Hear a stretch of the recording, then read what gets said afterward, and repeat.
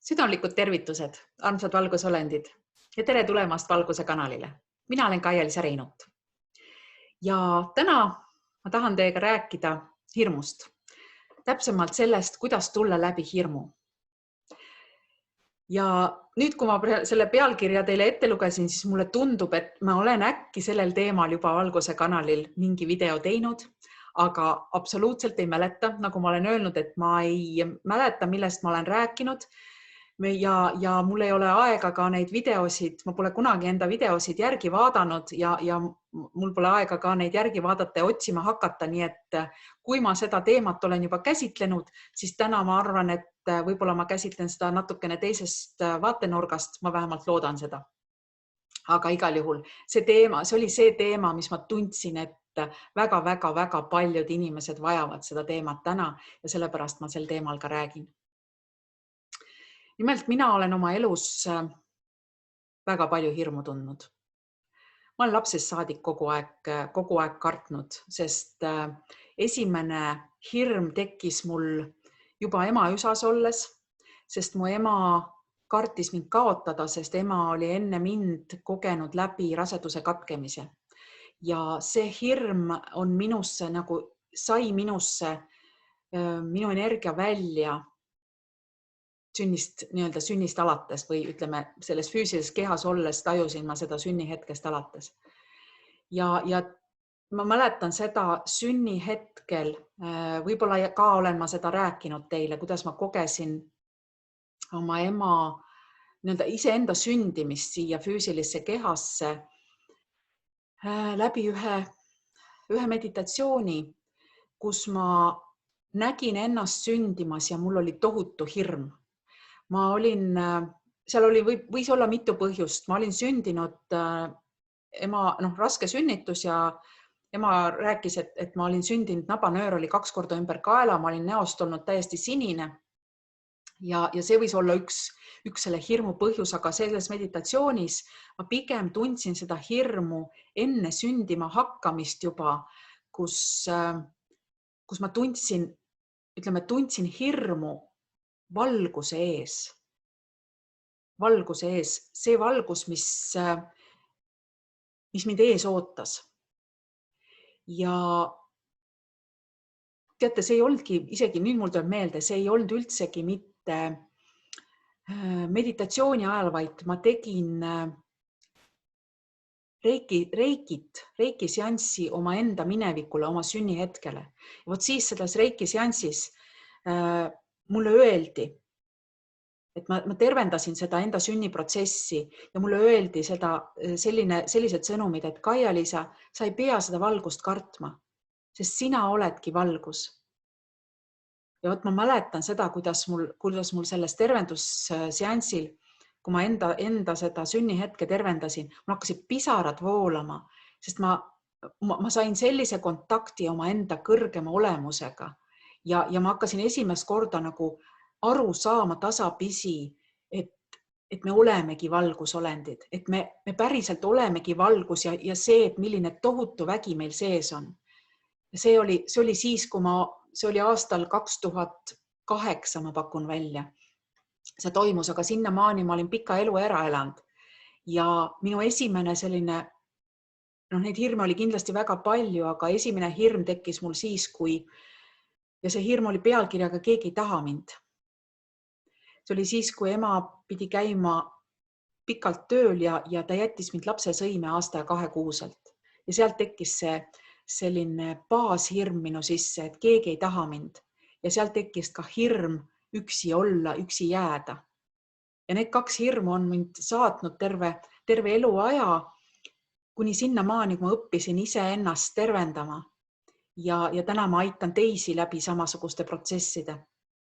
Ja täna ma võin öelda, et nii suurte hirmudega, nagu mina olen olnud, ma olen olnud tagasihoidlik, väga arg tüdruk, kellel enesehinnang on 0, miinus isegi võiks öelda, siis täna ma võin öelda, et ma olen korduvalt astunud läbi hirmu.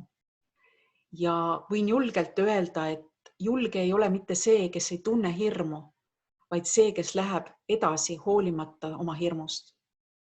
Ja läbi isikliku kogemuse ütlen, kõige suurem hirm on hirmu tundmise ees. Selle sama hirmu ees, mida me tunneme.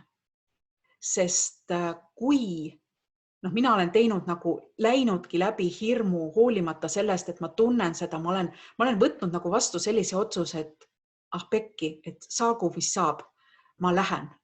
Ja umbes nii, et pigistan silmad kinni ja lähen, et ükskõik, mis saab, mind ei huvita enam. Ja võt sellel samal hetkel, kui ma olen otsustanud minna, see hirm tegelikult kaob ära. Sest nii palju ma olen aru saanud, et hirm on ainult meie kahe kõrva vahel olev illusioon, mis tekib siis, kui me pole praeguses hetkes ja siis, kui me keskendume oleviku asemel tulevikule.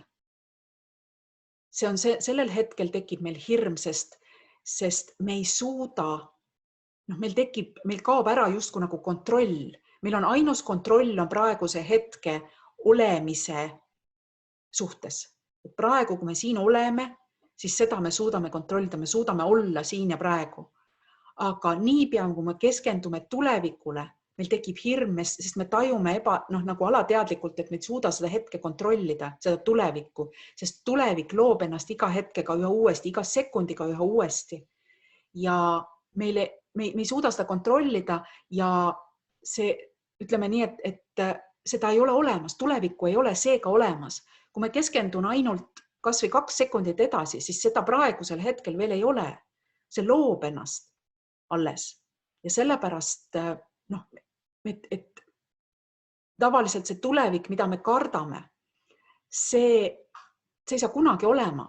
Vähemalt mitte selline, nagu me kardame, et ta tuleb. Ta saab olema teistsugune, alati. Ja ta saab olema selline, nagu ta peab olema. Täpselt nii, nagu me oleme loonud läbi iseenda oma ja läbi kollektiivteadvuse. Ja see on siis, minu isiklik kogemus on see, et kõige suurem hirm on meil selle hirmu tundmise ees, nii nagu ma ütlesin juba. Ja me tunneme tegelikult 1000 hirme iga päev.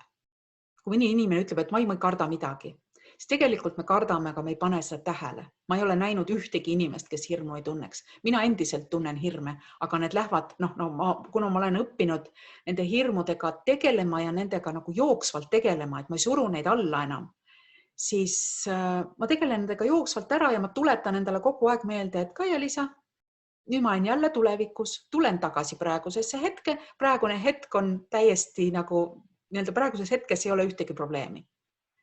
Ja neid hirme, mis minul on olnud, selliseid pisihirme, seda on kõikidel inimestel. Ala see, et hirm, et jään hiljaks. Hästi suur hirm, mida ma praegu tajun, on hirm majandusliku toimetuleku ees. Hirm, mis saab homme, hirm, mis saab meie poliitilisest olukorrast, hirm, mis saab meie lastest, mis saab meie laste tulevikust, mis saab meie tervisest ja nii edasi ja edasi. Aga hea uudis on see, et hirmu puhul me sisuliselt hirmust läbi tulemine on nagu kuristiku astumine. Ja sel hetkel, kui sa otsustad teha selle sammu kuristikku, siis juhtub midagi täiesti müstilist. Kui sa võtad, kui sul tekib usaldus astuda kuristikku, siis sa astud mitte sellepärast, et sa ei kardaks kukkuda, vaid sellepärast, et sa usaldad, et sind püütakse alati kinni. Et elu meid kannab. Et meiega ei juhtu mitte midagi hullu, vaid et see on ainult hirm, mis meid takistab. Ja okei, meid püütakse kinni, aga kui ei püüta, tekib uus hirm, eks ju, aga kui ei püüta, mina lohutan ennast sellega, et siis on samuti kõik hästi. Sellepärast, et siis on järelikult minu aeg läbi saanud. Ja ma saan vajadusel liikuda kas uuele ringile, kas siis siia planeedile Maa või siis kuskile mujale planeedile. Ja kui ma otsustan mitte uuele ringile tulla, siis ma lähen hoopis oma koju allikasse. See tähendab, minuga on alati igal hetkel kõik hästi. Ja kui minuga on alati kõik hästi, siis on ka sinuga. Ja ma soovin kõigile seda otsustust läbi hirmu astuda, sest uskuge mind, mitte midagi hullu ei juhtu. Kõik on alati hästi, meid on alati hoitud ja kaitstud ja meie ümber, kui arvestada, milline armee on meie ümber praegu kogu aeg. Valgusolendeid, ingleid, galaktilist perekonda, siis mitte midagi ei ole karta. Absoluutselt mitte midagi. Nii et sellised olid sõnumid täna. Ja ma loodan, et sul oli sellest kasu. Ja sa saad seda kasutada enda elus. Täpselt siis, kui sul seda vaja on. Sellega mina tänaseks lõpetan ja kohtume õige pea Valguse kanalil. Nägemiseni.